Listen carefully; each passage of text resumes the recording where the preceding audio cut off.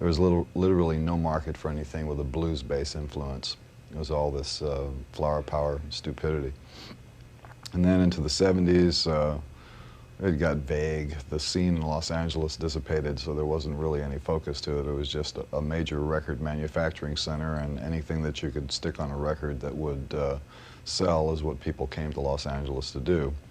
And the 80s is an extension of that. Somebody figured out that because you could dress in a different costume and do punk music, they could have a punk scene in Los Angeles. So that developed, and you had people coming from all over the country who could probably play an instrument before they got there, but as soon as they got to Los Angeles, they forgot all of their chops, made themselves as ugly as possible, figuring that was the best way to get a record contract.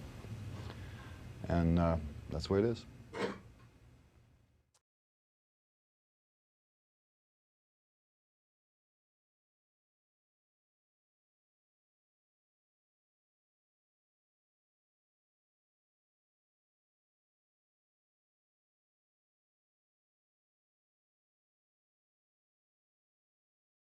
I think the problem with people like this is that they are so stupid that they have no idea how stupid they are.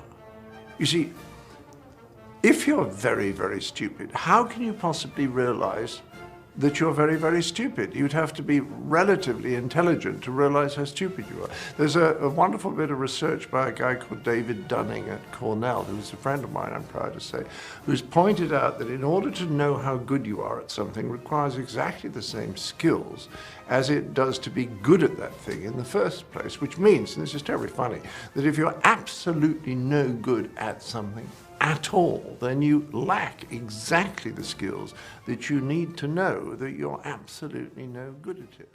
And this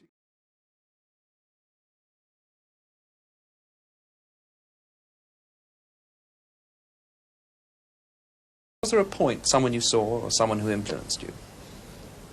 Well, no, I would say it was a gradual thing, as it probably is with most people.